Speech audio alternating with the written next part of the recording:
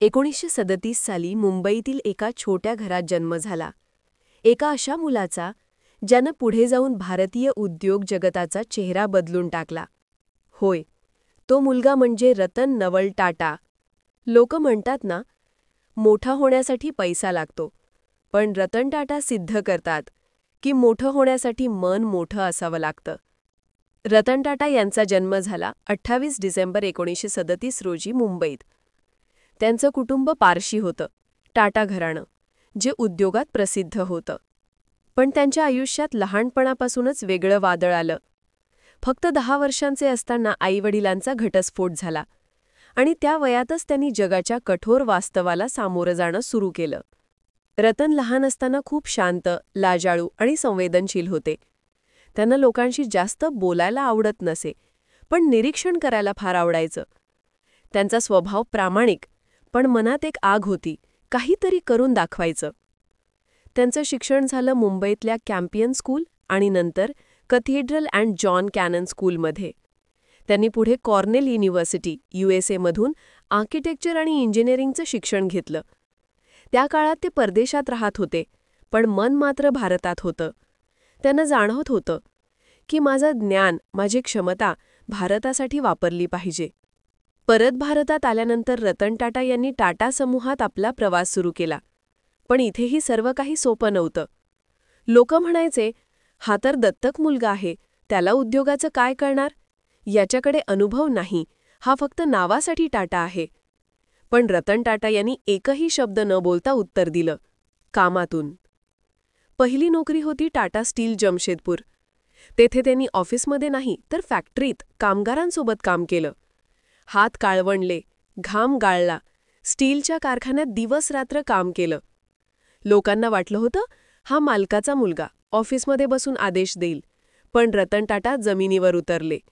त्यांनी कामगारांच्या समस्या समजून घेतल्या, त्यांच्यासोबत जेवले, राहिले. हळूहळू लोक म्हणू लागले, हा फक्त टाटा नाही, हा आमच्यातला एक आहे. त्यांनी जीवनभर एकच तत्त्व पाळलं, नेतृत्व म्हणजे सत्ता नव्हे, जबाबदारी आहे. आणि इथून सुरू झाला त्या तरुणाचा प्रवास, ज्याने नंतर जगाला दाखवून दिलं की भारतातही दृष्टी, प्रामाणिकपणा आणि करुणा असेल तर काहीही अशक्य नाही. 1970चं दशक. भारत वेगाने बदलत होता, पण उद्योग विश्व अजूनही जुन्या पद्धतीत अडकलेलं होतं. त्या काळात टाटा ग्रुपच्या नेतृत्वावर होते JRD टाटा, एक महान विजनरी. त्यांच्याच नजरेतून उगवला एक तरुण, जो आज नंतर संपूर्ण भारताला अभिमान वाटेल, रतन टाटा. JRD टाटा यांनी एकदा रतन यांना विचारलं, रतन, तुला माहीत आहे का, टाटा ग्रुपला पुढच्या काळात काय हवं आहे? रतन टाटा शांतपणे म्हणाले, सर, आम्हाला फक्त नफा नको, आम्हाला लोकांचा विश्वास जिंकायचा आहे. हीच विचारसरणी त्यांना इतरांपासून वेगळं बनवते. पण हा प्रवास सोपा नव्हता. रतन टाटा यांनी टाटा ग्रुपमधल्या अनेक लहान कंपन्यांमध्ये काम सुरू केलं. Tata Motors, Tata T, Tata industries. पण लोकांचा त्यांच्यावर विश्वास नव्हता. काही वरिष्ठ म्हणायचे, याच्याकडे अनुभव नाही, हा निर्णय घेऊ शकत नाही. एका बैठकीत तर काही जणांनी थेट विरोध केला. आपल्याला नवीन पद्धती नकोयत, जुनं चालतंय तेच योग्य आहे. रतन टाटा हसले आणि शांतपणे म्हणाले, जुनं योग्य असू शकतं, पण जग नवीन दिशेने चाललं आहे. आपण बदललो नाहीत तर मागे पडू. 1991 साली रतन टाटा यांना टाटा समूहाचा चेअरमन बनवण्यात आलं. हा क्षण जितका मोठा वाटला तितकाच आव्हानांनी भरलेला होता. टाटा समूहात तेव्हा 300 पेक्षा जास्त कंपन्या होत्या, पण अनेक तोट्यात होत्या. काहींमध्ये एकमेकांविरुद्ध स्पर्धा चालू होती. रतन टाटा यांनी ठरवलं, आपण टाटा ग्रुपला एकत्र आणू, एक कुटुंब बनवू. त्यांनी सर्व कंपन्या एकत्र केल्या, नवीन तंत्रज्ञान आणलं आणि सर्वात महत्त्वाचं म्हणजे ब्रँड टाटा ची ओळख पुन्हा निर्माण केली. एकदा एका पत्रकारांनी विचारलं, रतन सर, इतक्या कंपन्यांमध्ये सुधारणा करणं शक्य आहे का? रतन टाटा हसले आणि शांतपणे म्हणाले, शक्य नसलेली गोष्टच मला करायला आवडते. टाटा मोटर्समध्ये त्यांनी मोठा बदल केला. भारतीय वाहन बाजारात विदेशी कंपन्या आल्या होत्या, पण टाटा मागे नव्हते. रतन टाटा यांनी ठरवलं, आपण भारतीयांनी बनवलेली गाडी बनवू. जी प्रत्येक भारतीयासाठी अभिमानाची ठरेल.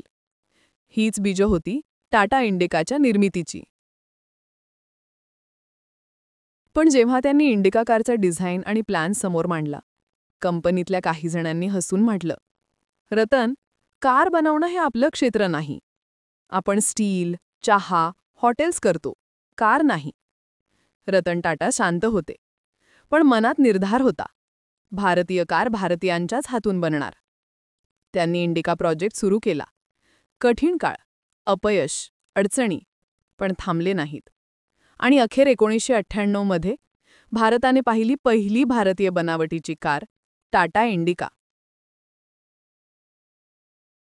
लॉन्चच्या वेळी रतन टाटा म्हणाले होते, ही फक्त गाडी नाही, हा भारतीयांचा अभिमान आहे. लोकांनी इंडिकाला जबरदस्त प्रतिसाद दिला. रतन टाटा पुन्हा सिद्ध झाले. जिथे लोकांना अशक्य वाटतं, तिथून ते शक्यतेचा नवा मार्ग काढतात. रतन टाटा यांच्यासाठी पैशापेक्षा महत्त्वाचं होतं माणूसपण. एकदा टाटा मोटर्समध्ये झालेल्या अपघातात काही कामगार जखमी झाले. रतन टाटा स्वतः हॉस्पिटलमध्ये गेले. त्यांच्या कुटुंबियांशी बोलले. त्या दिवशी सगळे म्हणाले, हा मालक नाही, हा आपला माणूस आहे. वर्ष होतं 2003. रतन टाटा यांनी आपलं स्वप्न ठरवलं होतं. प्रत्येक भारतीयाकडे स्वतःची कार असावी. एक अशा देशात जिथे लोक अजूनही 2 चाकीवर कुटुंबासोबत प्रवास करत होते, त्या माणसाने ठरवलं, मी त्यांच्यासाठी कार बनवीन, ज्याची किंमत फक्त 1,00,000 रुपये असेल. लोक हसले. काही म्हणाले, हे शक्यच नाही. काही म्हणाले, हे स्वप्न वेडं आहे. पण रतन टाटा यांनी पुन्हा एकदा सिद्ध केलं, वेडे स्वप्नच जग बदलतात. रतन टाटा स्वतः डिझाईन मीटिंग्समध्ये बसायचे. इंजिनियरांबरोबर जमिनीवर बसून कारची मॉडेल बनवायचे. त्यांनी प्रत्येक बोल्ट, प्रत्येक सीट, प्रत्येक इंच तपासला. आणि अखेर 10 जानेवारी 2008 दिल्ली ऑटो एक्स्पोमध्ये जगाने पाहिली ती कार, टाटा नॅनो, जगातील सर्वात स्वस्त कार. त्या दिवशी पत्रकारांनी विचारलं, सर, तुम्हाला अभिमान वाटतो का? रतन टाटा हसून म्हणाले, मला आनंद आहे की एका वडिलाचं स्वप्न पूर्ण झालं. जे आपल्या कुटुंबाला सुरक्षित प्रवास देऊ शकला नाही, त्याच्यासाठी मी ही कार बनवली. रतन टाटा यांचा प्रवास फक्त व्यवसायापुरता मर्यादित नव्हता. तो मानवतेचा प्रवास होता. 2008 साली मुंबईवर दहशतवादी हल्ला झाला. 26/11. ताज हॉटेल, जे टाटा समूहाचं प्रतीक होतं, तेथील कर्मचारी आणि पाहुणे या हल्ल्यात अडकले. त्यावेळी रतन टाटांनी जे केलं ते इतिहासात नोंदावं असं आहे. हल्ल्यानंतर त्यांनी हॉटेलसमोर उभं राहून सर्वांना भेट दिली. ते रडले नाहीत, पण त्यांच्या नजरेत वेदना होती, लोकांच्या दुःखाची. त्यांनी ठरवलं, ज्यांनी या हल्ल्यात आपल्या प्रियजनांना गमावलं, त्यांचं आयुष्य पुन्हा उभारणं हीच खरी जबाबदारी आहे. रतन टाटा स्वतः प्रत्येक कर्मचाऱ्याच्या घरी गेले. त्यांच्या कुटुंबियांची विचारपूस केली. त्यांना वैयक्तिक मदत दिली, कोणत्याही प्रसिद्धीशिवाय. त्या दिवशी मुंबई म्हणाली, रतन टाटा फक्त उद्योगपती नाहीत, ते मानवतेचे राजा आहेत. रतन टाटा यांची दानशूर वृत्ती ही त्यांच्या व्यक्तिमत्वाचा गाभा आहे. Tata trust, Tata charitable foundation दरवर्षी अब्जावधी रुपयांचं योगदान शिक्षण, आरोग्य आणि ग्रामीण विकासासाठी दिलं जातं. पण आश्चर्य म्हणजे रतन टाटा स्वतः अत्यंत साधं जीवन जगतात. ना मोठी कार, ना आलिशान बंगले, ना दिखावा. ते म्हणतात, जीवनाचं खरं मापन तुमच्याकडे किती आहे यात नाही, तर तुम्ही किती दिलं यात आहे. रतन टाटा यांनी 2012 मध्ये टाटा समूहाच्या चेअरमन पदावरून निवृत्ती घेतली. पण त्यांचा वारसा आजही जिवंत आहे. प्रत्येक भारतीयाच्या मनात, प्रत्येक उद्योजकाच्या स्वप्नात आणि प्रत्येक युवकाच्या आत्मविश्वासात. ते नेहमी म्हणतात, take the stones people throw at you and use them to build a monument. म्हणजे लोक तुमच्यावर दगड फेकतील, पण त्याच दगडांनी तुमचं स्मारक उभारायचं असतं. रतन टाटा यांचं जीवन आपल्याला शिकवतं की पैसा नव्हे, स्वभाव मोठा असावा, सत्ता नव्हे, सेवा मोठी असावी, आणि यश म्हणजे फक्त नफा नव्हे, तर लोकांच्या हृदयात जागा मिळवणं. तो मुलगा, जो एका काळी आई-वडिलांच्या विभक्तेने तुटला होता, आज करोडो लोकांच्या मनात प्रेरणा बनून उभा आहे. रतन टाटा एक नाव नव्हे, एक विचार आहे. गरिबीपासून शिखरापर्यंतचा प्रवास, पण हृदय मात्र सदैव जमिनीवर.